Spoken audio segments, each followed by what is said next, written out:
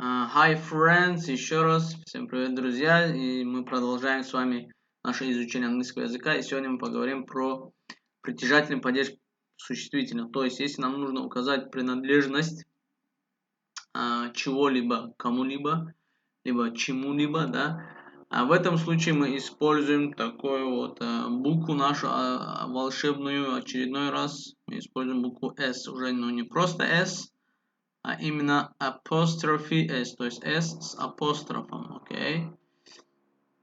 Вот. И обычно мы это делаем следующим образом. Мы берем какое-нибудь существительное, допустим, boy, окей?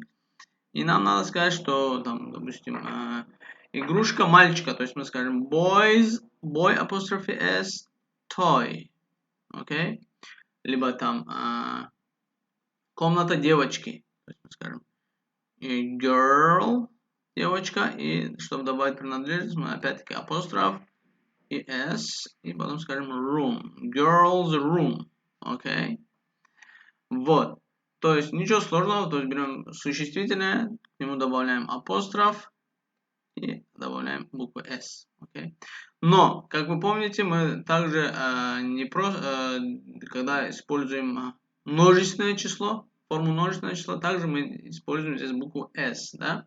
То есть, к примеру, если нам надо сказать, допустим, игрушка не одного мальчика, а нескольких мальчиков, да, то есть игрушка, которая принадлежит нескольким мальчикам, то мы скажем, значит так, boy у нас один мальчик, чтобы сделать множественное число, мы добавляем сюда s, получается boys, и так как у нас уже есть буква s, мы просто добавляем апостроф, без дополнительной буквы s, то есть boys toy, то есть это уже означает, что игрушка, которая принадлежит нескольким мальчикам, окей? Либо комната девочек, не одной девочки, а двух-трех девочек. Значит, мы говорим girls, множественное число, apostrophe and room, окей?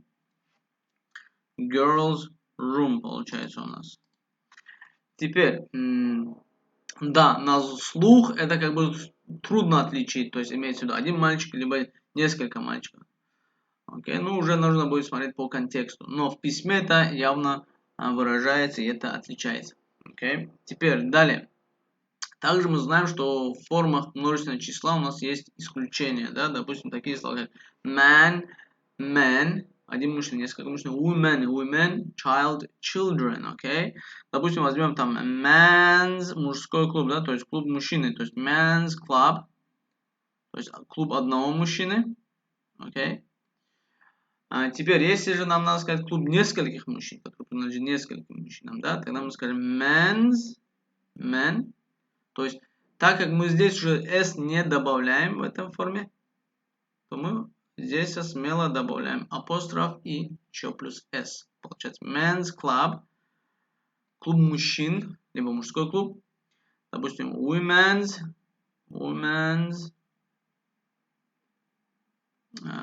допустим, bag, да, сумка женщины, окей? Допустим, сумки женщин, несколько женщин, окей? Тогда мы скажем women's, опять-таки апостроф s, and bags, давайте на этот раз, не одна сумка, чтобы не одна сумка у нескольких женщин, а несколько сумок у нескольких женщин, окей? Чтобы никого не обижать. Далее, допустим, child's menu, окей? То есть меню для одного ребенка, child's menu. Во множественном числе опять-таки будет children's menu, так как у нас здесь нет в слове во множественном числе буквы s, мы смело добавляем апостроф s. Далее, к примеру, бывает такое, что одна вещь принадлежит нескольким людям, окей? К примеру, скажем, там, Джека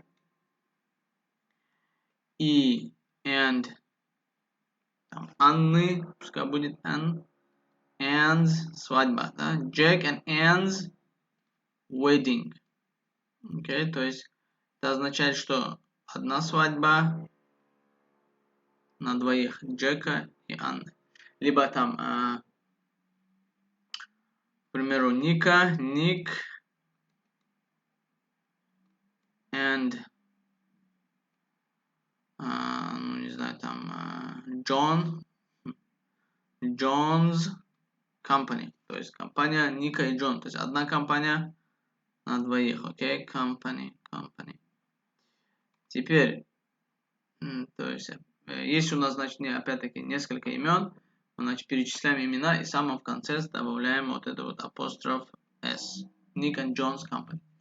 Теперь, если же нам надо показать, что не одна вещь принадлежит нескольким людям, а у каждого своя, окей, допустим, мы говорим, свадьба не одна у Джека и Анны, а у них каждого своя свадьба. Допустим, мы говорим Jack's. В этом случае мы каждому из них добавляем апостроф S. Okay? Jack's and Anne's weddings. Да, уже здесь. То есть свадьбы Джека и Анны. Либо компании Ника и Джона. То есть у каждого своя компания. Значит, мы говорим Nick's. То есть вот этот вот апостроф S как раз таки дает право обладателя, правообладание, да, показывает нам реального владельца той или иной вещи. То есть Nick's and John's, и уже здесь надо будет сказать нам companies. Я думаю, вы помните, как мы добавляем S. Если у нас в конце слова есть Y, то Y переходит на IE, да? Nick's and John's companies. Okay? Теперь, если, допустим, у нас бывают такие слова, либо имена уже, которых есть вот эта вот буква S пресловутая, да, допустим, там такое имя, как Чарльз, либо Джеймс, да, то в этом случае мы, значит, делаем следующее. Если уже в слове, либо в имени имеется буква S, то мы просто, как обычно, добавляем, ну, допустим, Чарльз,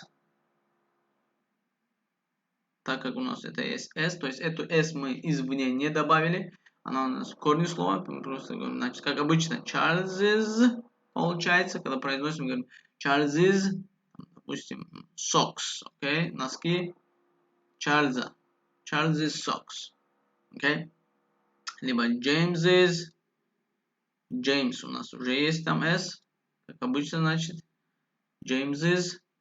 То есть мы эту S извне не принесли, поэтому мы сейчас, у нас есть шанс добавить это S. То есть эту S, хоть у него несколько функций, но мы ее используем лишь один раз. James's там, phone, допустим. Окей. Телефон Джеймса. Это у нас касательно, если мы говорим про принадлежность существительных. Теперь еще когда мы можем использовать вот этот вот апостроф S. Еще мы его используем, когда говорим про какие-то временные периоды. Допустим, к примеру, мы говорим вчерашние там, новости, допустим. Okay? Мы скажем, значит, так. Yesterday's, опять-таки. То есть yesterday, вчера. И добавляем апостроф S. Yesterday's news. Окей? Либо вечерняя серия. Evenings, опять-таки, series, вечерняя серия. Либо там встреча, которая будет на следующей неделе, допустим, мы скажем. Next weeks. То есть по-русски, видите, мы как говорим, встреча, которая будет на следующей неделе. Мы в английском просто два слова. Next week's meeting. И все. Окей? То есть вот это вот апостроф S, значит, еще раз, summary.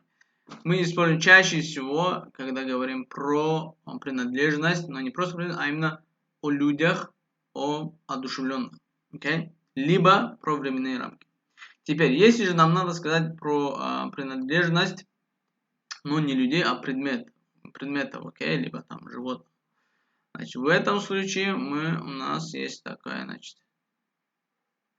комбинация как of. Допустим, мы здесь используем of для притяжательного падежа.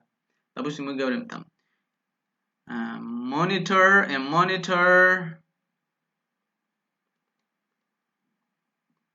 of a computer. Окей? Монитор компьютера. Monitor of a computer. Либо там leg of a table. Окей? Какая-то ножка какого-то стола. Окей? То есть, ну, здесь, смотря что мы имеем в виду, можно сказать the leg of the table, либо a leg of the table, окей?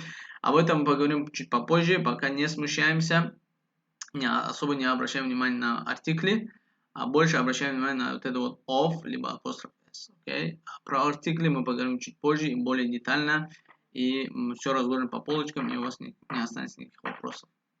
Вот, то есть мы можем сказать a monitor of a computer, либо a leg of a table, либо мы можем взять более упрощенный вариант, более ходовой вариант, это мы можем просто сказать computer monitor. То есть заметьте, что мы здесь не говорим computers monitor, не говорим, просто computer monitor, либо table leg. Не tables leg, а table leg. То есть если у нас неодушевленное, мы просто без апострофа. То есть вот этот апостроф s не ставим, мы его убираем. Okay? Table leg. Допустим, там door handle. Там, не знаю, что угодно, окей? Company boss. И так далее. Это вот у нас все, что я хотел вам рассказать про апостроф s на сегодня. Надеюсь, у вас не осталось никаких вопросов, и уже в дальнейшем у нас еще будет такое небольшое, короткое анимационное видео в виде summary для повторения.